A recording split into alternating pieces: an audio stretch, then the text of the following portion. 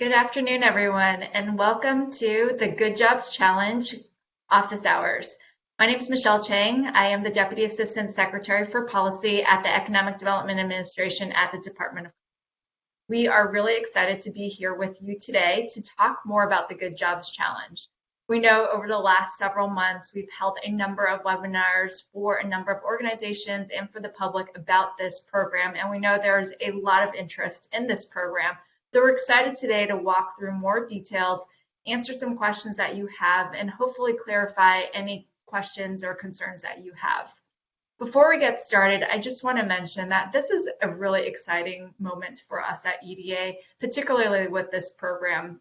Workforce development has always been a priority for the Economic Development Administration, but with Secretary Raimondo coming into office this past January, she has made it one of the top priorities for our department, and we are very excited to be bringing this $500 million program, particularly during this historic moment where we know many Americans were displaced during the pandemic, and we really want to make sure we are able to help fund strong training programs that will get these workers the skills that they need to get into good quality jobs. And so with that, I'm going to pass this over to a new colleague of mine that I'm really excited to introduce you all to. Her name is Lauren Thompson Starks. She is the new program lead for the Good Jobs Challenge, and she will walk through this office hours with a couple of our colleagues from the EDA. So with that, I'll pass this over to Lauren. Thank you. Hello, everyone, and thank you so much for joining us. Today's presentation will kick off with highlights about the Good Jobs Challenge program, and we'll focus the majority of our time on addressing questions our team has received about this opportunity. We will also provide an overview of additional resources to consider as you prepare your applications in advance of the January 26, 2022 deadline. On the next slide, we have an overview of our American Rescue Plan programs. Through these ARPA programs, the EDA will make available more than $3 billion to communities nationwide, furthering the efforts to build back better and advance an equitable, inclusive recovery. One of the critical ways we move toward an economy that works for all is through the creation of good-paying jobs. Through the Good Jobs Challenge, EDA will fund regional workforce systems or employer-driven sectoral partnerships that are designed to bring together employers with hiring needs and the strategic partners that will help train workers with the in-demand skills that lead to good jobs. We welcome you to apply and join us in advancing this important work. As a logistical highlight, as noted here, we expect to make 25 to 50 awards ranging from about $5 million to $25 million. However, there is no official cap on these award limits. It's important to note that this range is only an example and there is flexibility here. Applications for the challenge are due January 26, 2022, and I want to also mention that there is not an advantage in this process to submitting early. However, we encourage you to submit as soon as your proposals are ready. We are so excited about this opportunity. We need your strong ideas, your leadership, and welcome you to join us in this work that will help create good jobs for all. Let's move on to some further details in the next slide about this process. As you will note on this slide, EDA has broad grant authority to fund many types of organizations. If your organization is an economic development district, Indian tribe, state, county, city, or other political subdivision of a state, an institution of higher education, including both public and private universities and community colleges, a public or private nonprofit or consortia of anything named above, you are eligible to apply. We do want to note that if the organization is a nonprofit, you must show that you are acting in cooperation with officials of a political subdivision of a state, generally a municipality or county. This means you would need to provide a letter of support from that governing body to show you're meeting that requirement. All of the entity types are also required to show the proposed project is aligned with the local comprehensive economic development strategies. I want to also note that your engagement with industry and employers will be so important to this work, and we want to direct you to important information in our notice of funding opportunity about that. We do note that EDA cannot provide grants to individual small businesses or for-profit entities, but we want to note that that's not meant to discourage the types of engagement with employers and industry that will be so important as a core aspect of this program. Let's move on to a couple of key terms that are highlighted throughout the presentation and in these materials. Let's kick off with information about regional workforce systems. In this next slide, this digs into this important term, and as noted, a regional workforce system is a system that fosters and supports sectoral partnerships. In your applications, you can pull together multiple sectoral partnerships across various industries as demonstrated on the slide, or you can apply with just one sectoral partnership. Each regional workforce training system will be led by a system lead entity. The system lead entity will be the organization submitting the application on behalf of the entire regional workforce system. The sectoral partnership should be led by a backbone organization. Let's move to the next slide and the visualization of a sectoral partnership. We'll break this down a bit more. So a sectoral partnership is a partnership of employers from the same industry who join with strategic partners from economic development, education, training, labor, and/or community organizations to develop workforce solutions that meet the needs of that industry within a regional labor market. The strategic partners in your proposal generally should be EDA-eligible organizations. In addition, you will need to work with industry partners. As mentioned earlier, job placement will be a key programmatic goal to the Good Jobs Challenge. To facilitate this, you will need to engage employer partners and industry experts in your sectoral partnership and secure commitments to hire. The partnership should be facilitated by a backbone organization. This is the lead entity for a sectoral partnership that serves as an intermediary across all of the partners. The backbone organization should also be an eligible entity. Their role is facilitating this work across the other strategic and industry partners. This backbone organization will support the system lead entity in organizing their sectoral partnership. Let's shift to the next slide on the award timelines. As mentioned, applications for this program are due on January 26, 2022. You may have noticed on this slide that the performance period is longer than what is listed in the Notice of Funding Opportunity. Because this funding is intended to reach communities to spur recovery from the pandemic and create good quality jobs, EDA will be prioritizing programs that are able to place workers into quality jobs within 24 to 36 months of the award. I'm now excited to introduce my colleagues who will guide us through the next portion of our presentation, answering your questions. Thank you all so much.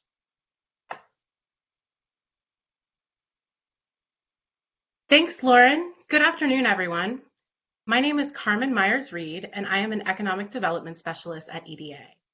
I've been working on the Good Jobs Challenge since it launched, and I'm one of the folks who oversees the Good Jobs Challenge inbox, answering your questions.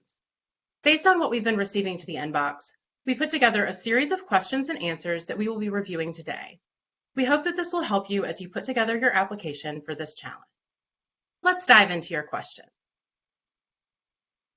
Let's start with how you will define region for your project.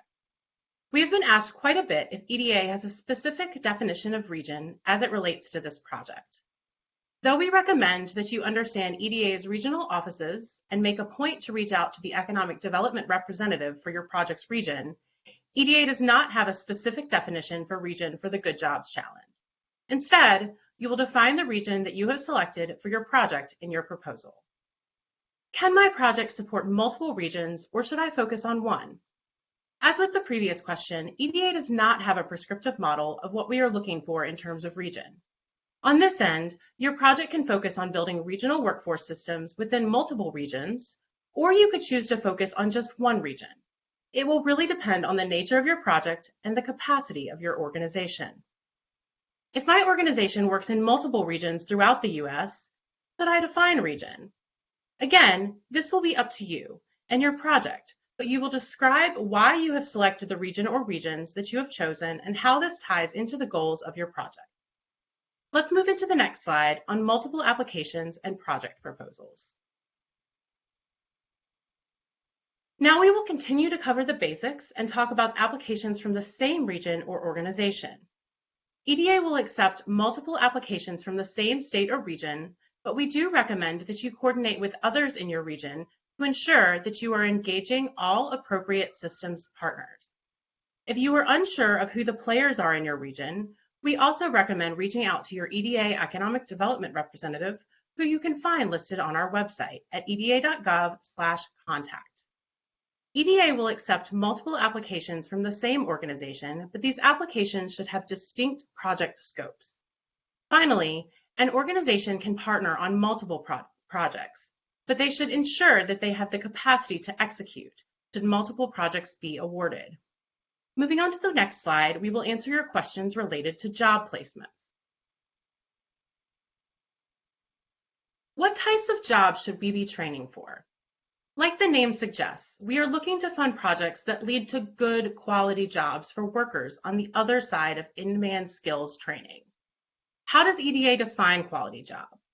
A quality job is defined as a job that exceeds the local prevailing wage for an industry in the region, includes basic benefits such as paid leave, health insurance, or retirement savings plan, and/or is unionized, and helps the employee develop the skills and experiences necessary to advance along a career path.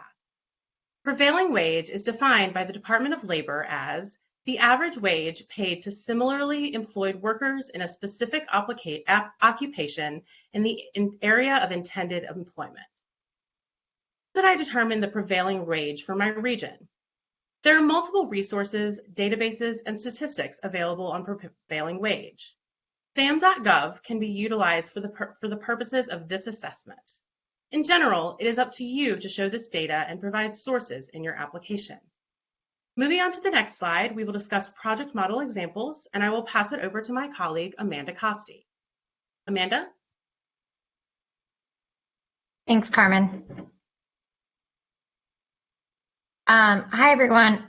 My name is Amanda Costi, and I'm also an economic development specialist working on this program. Let's talk about different project models that you may utilize in your project. What types of training models would EDA like to see in proposed projects? Skills training programs are programs that train workers with foundational skills needed for a quality job and provide career pathways after program completion. Registered apprenticeship models combine paid on-the-job training under the direction of a mentor with classroom instruction and results in an industry-recognized credential showing occupational proficiency. In addition to registered apprenticeships, we are open to funding other work and learn models, such as on-the-job training, where worker is conditionally hired until during their training period and then hired as a full-time employee upon completion. Also might consider certification and credentialing programs. Could also be part of your project. The next question is, can a project utilize multiple training models or should it only be focused on one? These models are not meant to be prescriptive, and a project could utilize multiple training models to help the program participants achieve success. For example, a certification program could be combined with a work and learn model so that on-the-job training workers received foundational training before applying it in a work setting. Let's move on to the next slide about CEDS alignment. So first and foremost, what is CEDS?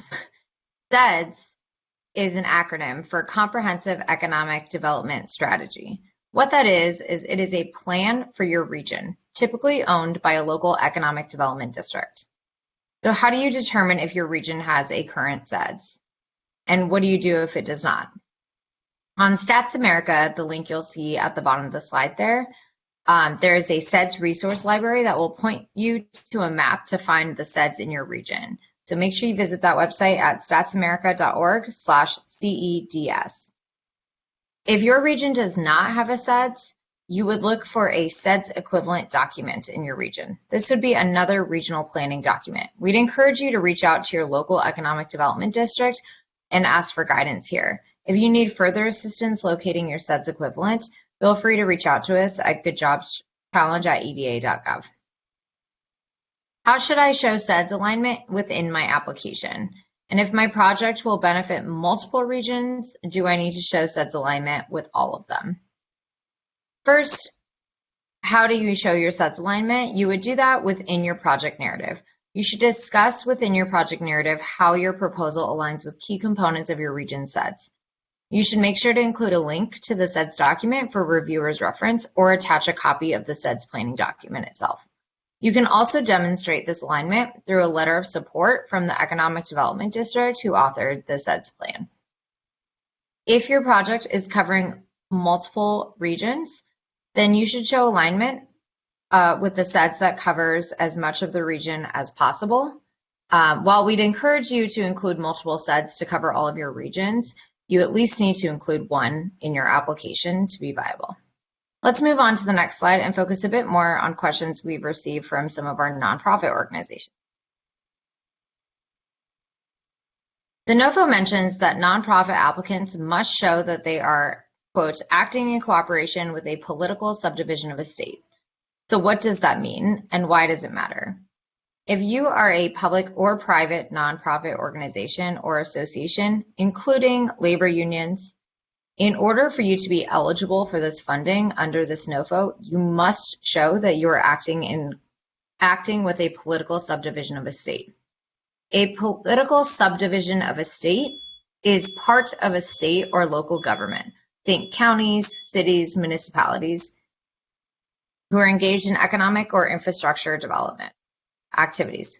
Quasi-governmental agencies such as workforce boards, economic planning agencies, unless they are part of a city or county, chambers of commerce generally don't meet this threshold. So make sure you're looking for support from a governing body.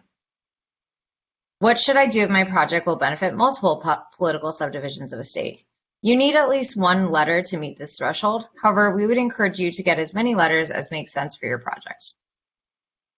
Now I'm passing it back to Carmen to go on to our next slide, focusing on the system lead entity and backbone organizations.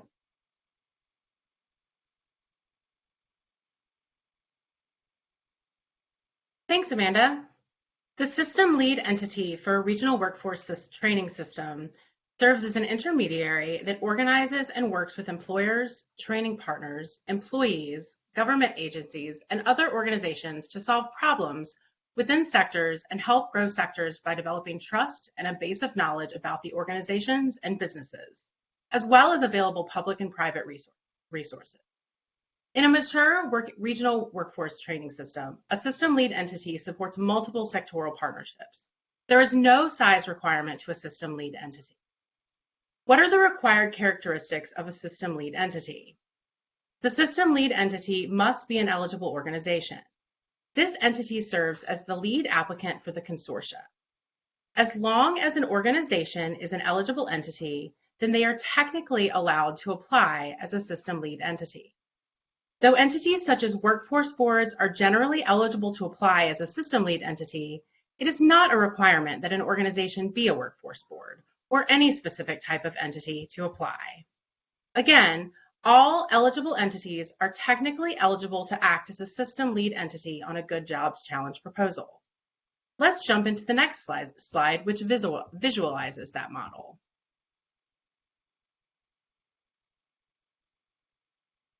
Here's the graphic again regarding the regional workforce system model. The system lead entity will be the organization submitting the application on behalf of the entire regional workforce system. This entity will be overseeing the multi-sector regional workforce system and will be responsible for the outcomes of the project. Let's move on to the next slide to focus on backbone organization. What is a backbone organization in a Good Jobs Challenge proposal? A backbone organization is the organization that leads a sectoral partnership. This organization serves as the intermediary between all stakeholders and works to ensure programs get implemented and regional milestones are met. What are the required characteristics of a backbone organization? A backbone organization must be an eligible entity. As a reminder, your application may contain multiple backbone organizations. Can an organization be both a system lead entity and a backbone organization? Yes.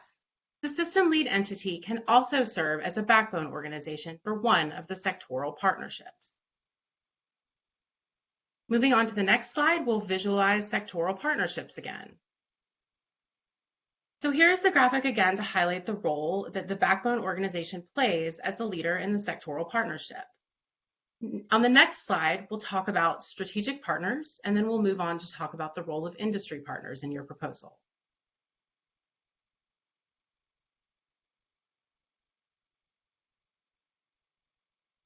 Let's talk now about the strategic partners for your project.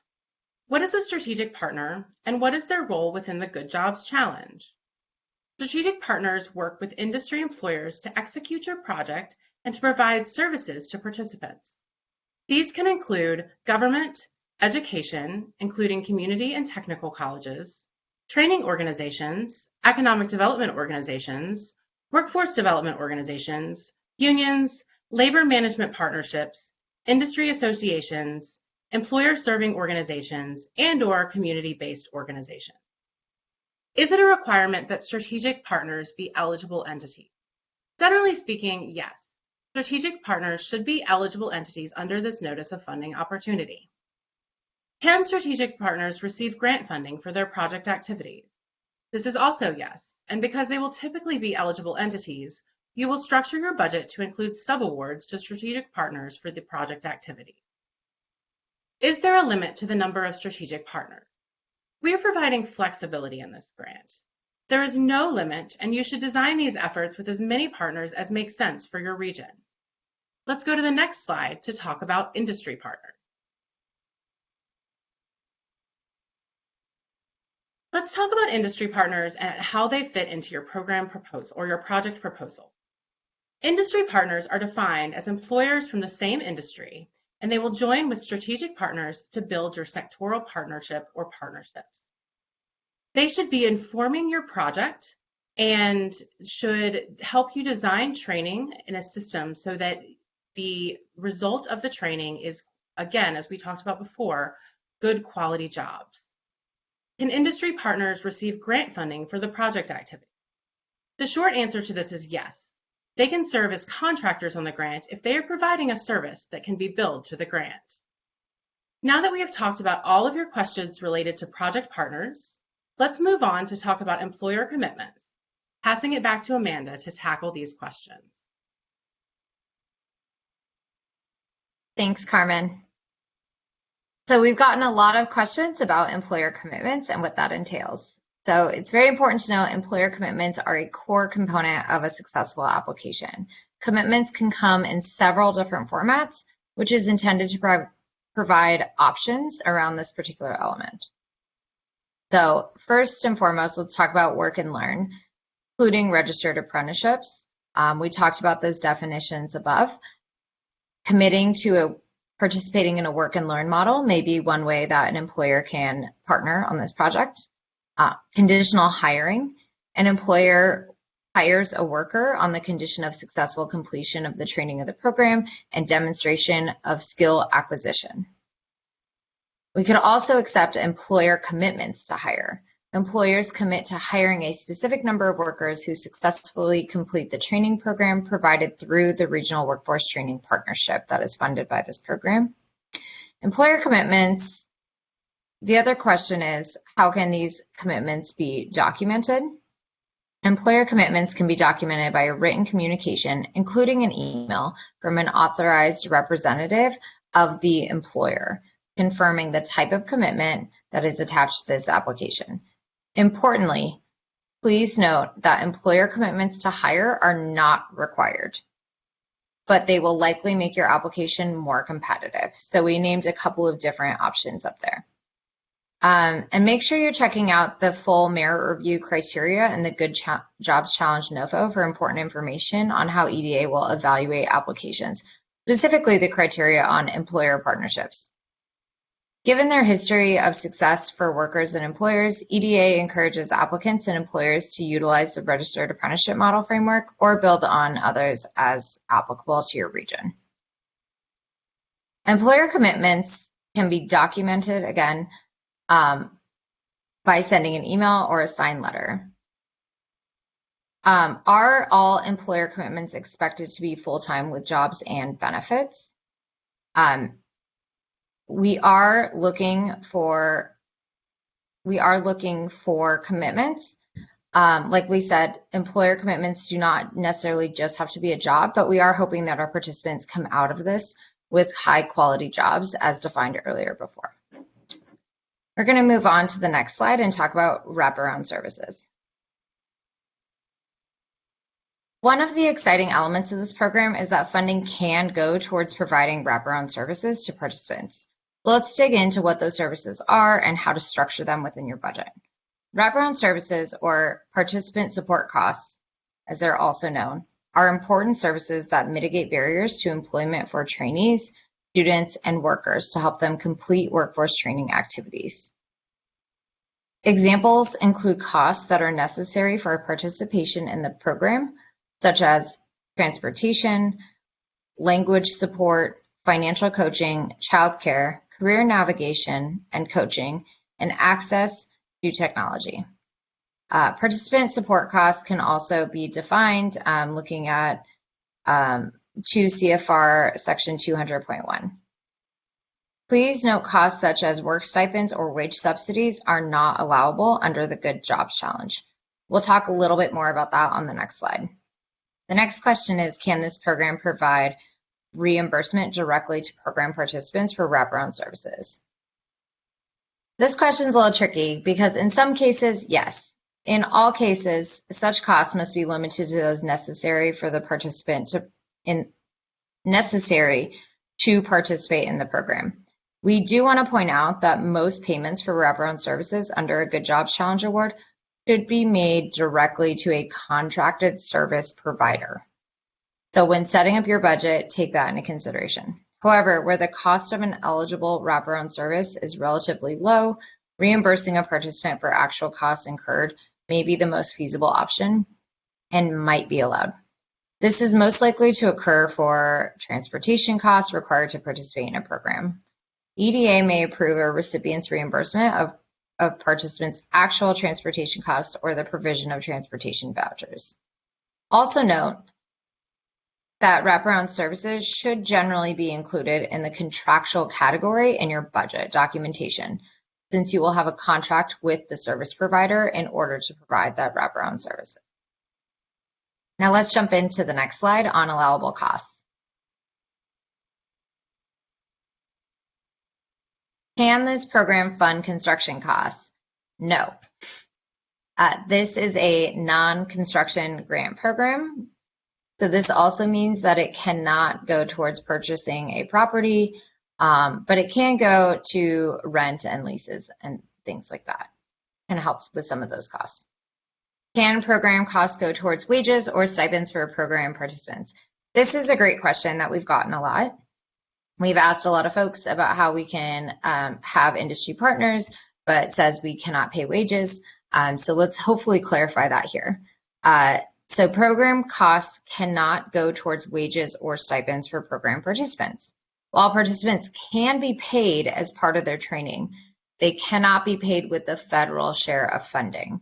So while we are encouraging on-the-job training, apprenticeships that do pay program participants, unfortunately, you cannot use your federal share to fund that portion of your budget. So we encourage you to look for leverage funding to support that portion of your budget.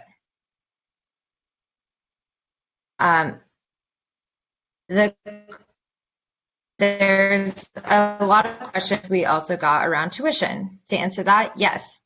Can you fund tuition under this program? Yes, tuition is considered a training cost under this NOFO.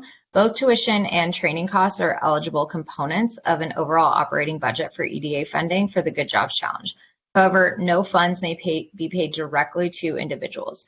Grants should be used to offset the costs of tuition and training and managed by the grantee, so not necessarily giving a money directly to a program participant to pay their tuition. You would want to contract with the training provider directly to pay that portion of the tuition and training costs. Tuition or training costs that are not related to the training program funded under this are not eligible. So again, if you're doing a program focused on manufacturing and you're paying for something focused in healthcare that's not part of your scope of work under this program, that's something that cannot be covered. So make sure all of your tuition and training costs funded are included in your scope of work. Are hiring incentives for employers to hire program participants an allowed use of funding? No, this is not an allowable use of funding under this NOFO. So let's go on to the next slide on program budget. We've gotten a few questions on program budget and that we wanted to highlight here. Your budget should be structured in a way that makes sense for your project. So if you are making large purchases on the outset of the program, this will need to be reflected in your budget and should correspond with the description of these costs in your project narrative. The second question is one we've gotten quite a few variations of. Has EDA identified an expected cost range per placement per worker that includes all education, training, and support services? The short answer to this is no. EDA wants this program to meet communities and participants where they are at. So there is not an expected range for how much you should be spending per participant. This will depend on the needs of your community and, of course, the scope of work of your project. I'd also like to note, so I saw a question in the chat about formatting your budget. We've put together an Excel budget template, which we'll talk about a little bit later as well, that you can find on the Good Jobs website that can help maybe think about how you structure your budget and help you organize it in a way that makes sense. So I'm going to turn it back over to Carmen to talk about phased funding and the different project types. Thanks, Amanda. This project is set up to support 3 different phases of building a regional workforce system. The first of these phases is system development. System development is programming that will help a system lead entity establish and develop a regional workforce training system.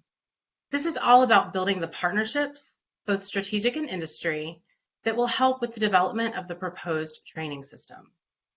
The second phase is program design. Program design funding would support sectoral partnerships to identify the key skills that the sector needs, develop the training curriculum and materials, and secure technical expertise needed to train workers on skills needed by the businesses in that industry in the region. Program design could also include professional development and capacity building. Finally, program implementation means putting all of these plans into action. This refers to the process of delivering the workforce training and wraparound services needed to help get trainees into higher paying jobs. EDA will fund work at all 3 phases.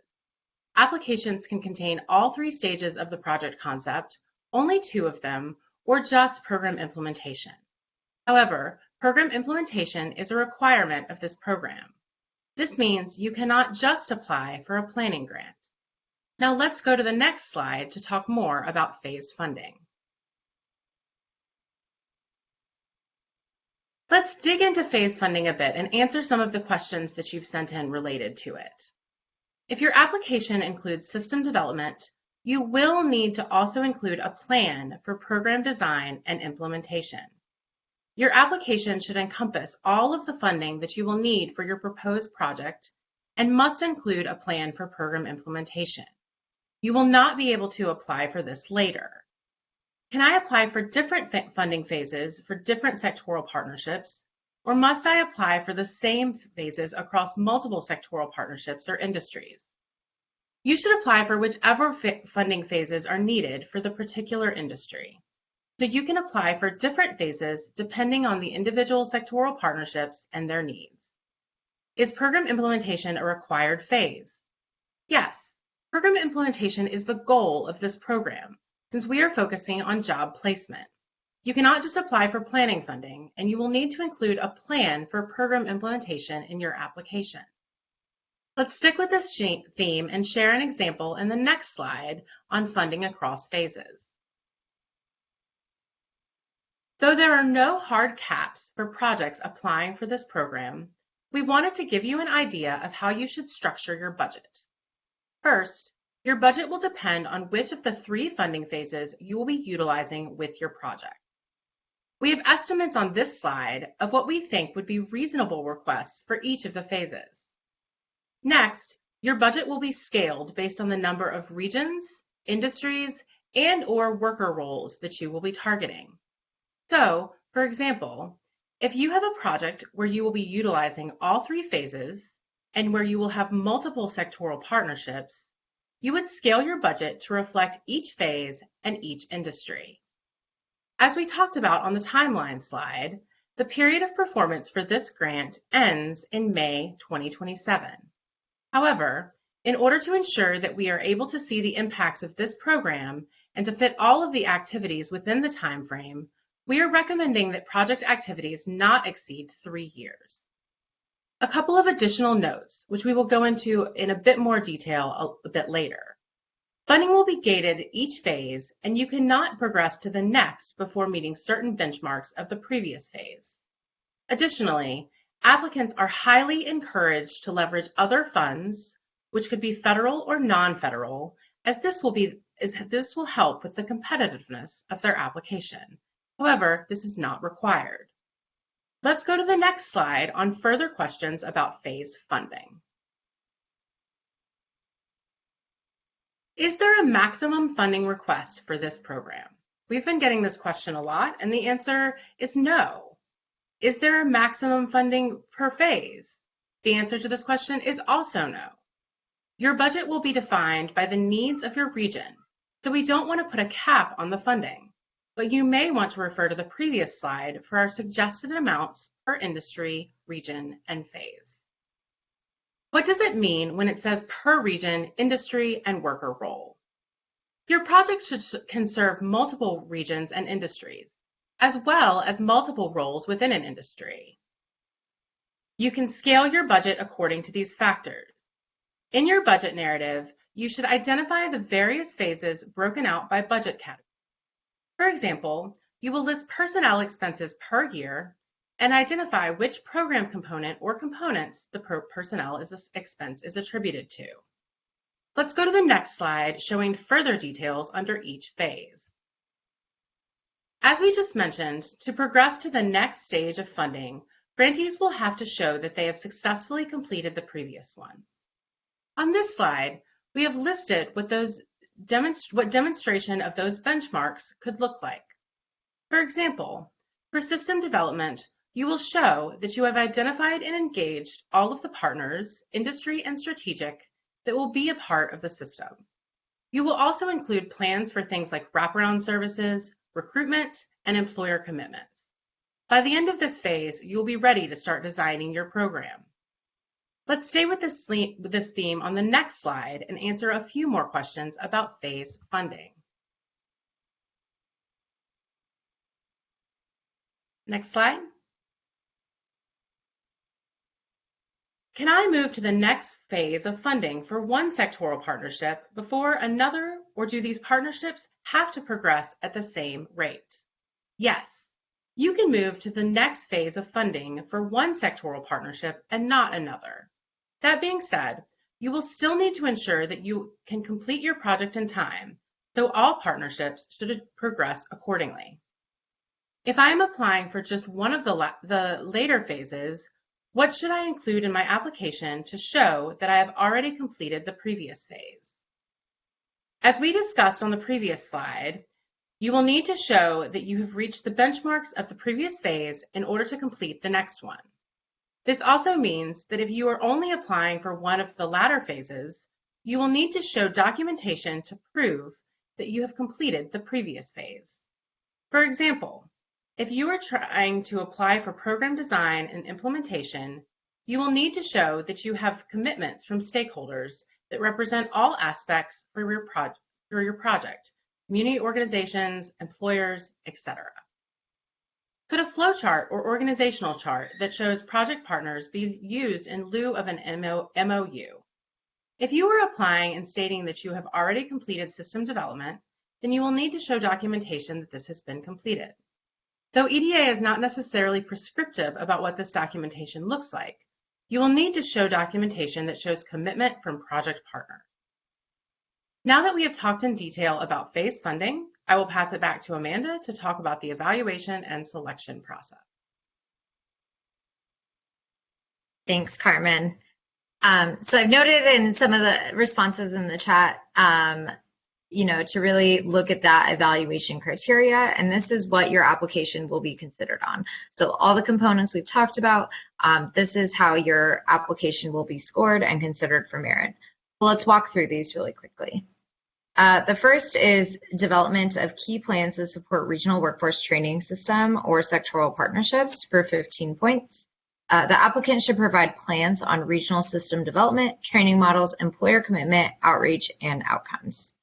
The second criteria is system lead entities or backbone organization's capacity for 15 points.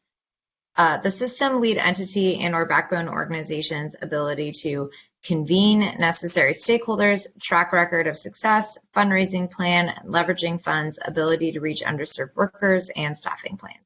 So making sure you have a concrete plan on how to achieve those, and that your system is set up to manage this program. The third is workers served and job placements expected, 15 points. What is the expected number of workers served and job placements during the grant period based on partnerships with community-based organizations, workers serving organizations, and employers such as hires, recruitment, program completion, wage gain, etc.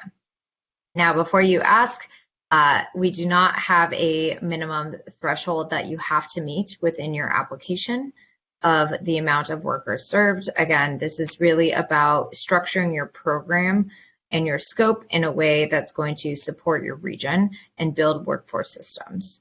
So what makes sense to your region and what the size of your grant is, there's a lot of factors there, so we didn't provide a minimum or maximum number specifically there. It will be evaluated within the context of your entire application. The fourth criteria is employer partnerships for 10 points.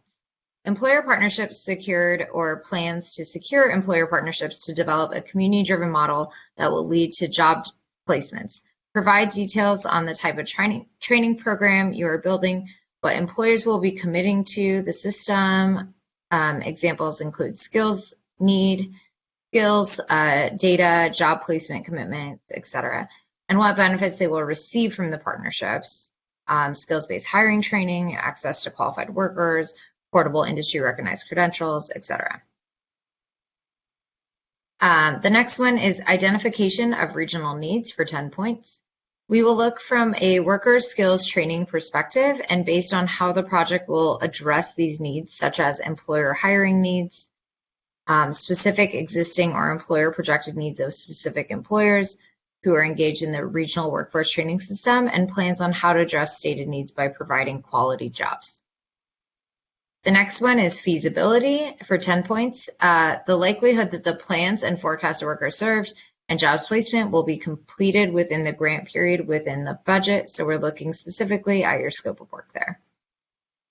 And finally, equity for 15 points. The extent to which the application articulates a plan for ensuring that the project's benefits are shared across all affected communities and fairly between employers and workers. This includes the extent in which the application demonstrates the ability to serve trainees that benefit from federal and state programs such as SNAP, TAMF, and WIC.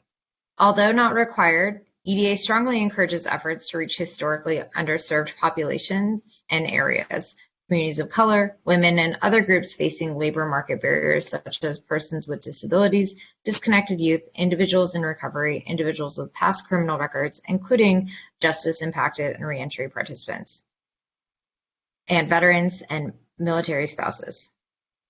So just a reminder that all of the evaluation criteria is spelled out in the NOFO, so make sure you read that section. Moving on to the next slide, let's talk about the review and selection process. Will applications be reviewed as they come in? If we wait to the January 26th deadline to apply, will funding still be available? So this runs a little bit different than some of our other EDA programs. It's run as a national competition, so applications will not be reviewed until after the January 26th deadline has passed. Therefore, there is no risk of funding no longer being available if you do not apply until the final day. That being said, we do hope that you will apply early to ensure that you are able to handle any unforeseen issues that occur. Please note that there are multiple steps that you must take to apply through grants.gov, which we outlined in the technical assistance webinar for this program. So if you haven't seen that, make sure to check it out. Because these steps can take some time, we do recommend, if you have not already created a grants.gov account, if you've not already been in the system, make sure you get that set up as soon as possible. Some of those steps can take up to 10 days to process, so make sure you're doing that. How will applications be scored? How do you determine who receives funding? So applications will first be reviewed to ensure they met all the technical requirements of this program. we have added an application checklist for the Good Jobs on the Good Jobs Challenge webpage, which outlines all of the required documentation. Once we have removed incomplete applications, all complete applications are scored by at least 3 individuals using the evaluation criteria that we just talked about on the last slide.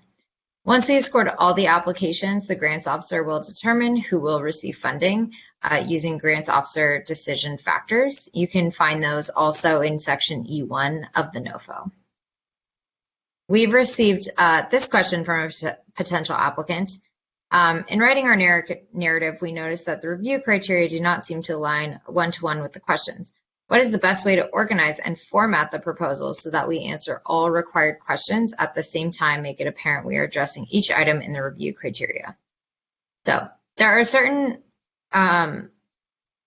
areas of the evaluation criteria, such as equity, we expect to be woven throughout your application rather than called out in its own section. We always recommend that the best way to ensure that your application scores well is to score it yourself, and as the review criteria that you see in the NOFO are exactly what we share with reviewers. That is exactly what they get to score on. So maybe score your application yourself and see where you might be missing.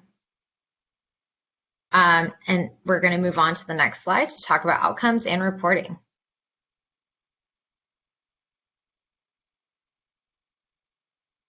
So in talking about outcomes and reporting, let's go through some of the questions we've been receiving. What will be the reporting requirements for this program? The reporting requirements for this grant will be similar to other EDA programs in that the grantees will be responsible for semi-annual progress and financial reporting. Grantees will also be responsible for reporting on metrics, which may include number of workers participating in and completing the program by key demographics, as well as workers placed in jobs and average wage broken down by key demographics. Next, let's talk about budget modifications after changes submitted.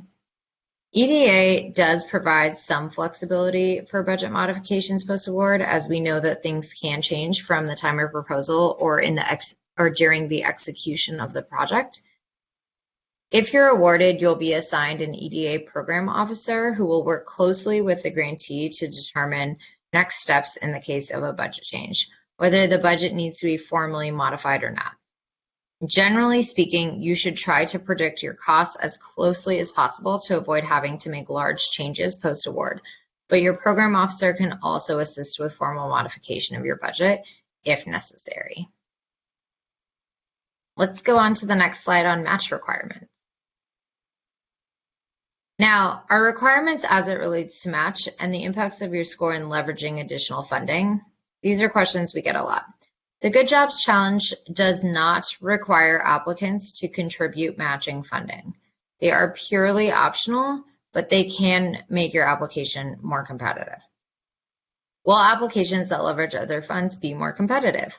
Well, we are looking for projects that are both sustainable and supported, but that does not exclude newer or smaller organizations from applying. Showing that you have other funds dedicated to your project reflects both of these aspects and is reflected in several of the evaluation criteria. Again, this is not a requirement. My organization plans to leverage other federal funds for this project. Is this allowed? How will it impact my application's competitiveness? Federal funds cannot be used as match, so cannot be included in the official project budget. But they can be used to indicate that a system lead entity or backbone organization has capacity to manage the project, showing a track record of fundraising success. Organizations that are leveraging other federal funds should include department and contact information to allow for interagency collaboration. All right, let's go on to the next slide.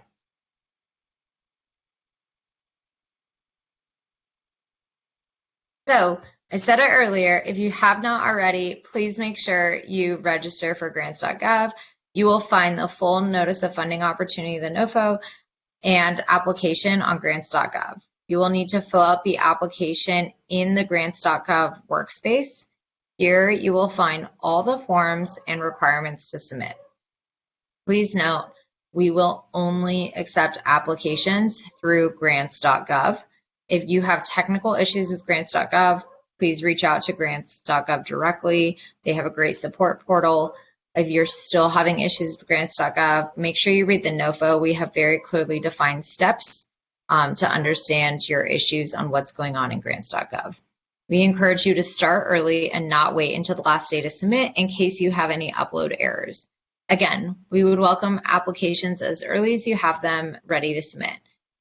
And late submissions will not be accepted. Now let's talk about some of the resources available.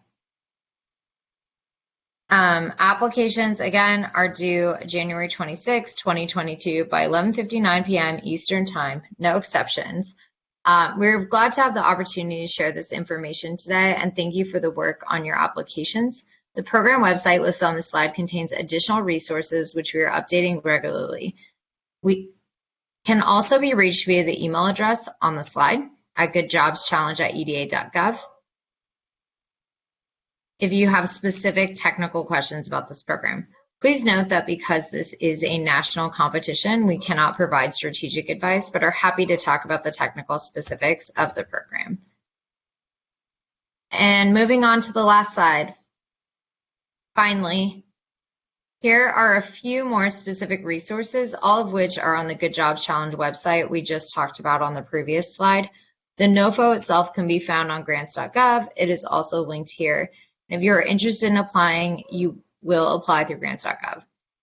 I want to take a second to thank you all for your time today, and we look forward to receiving your applications and further questions.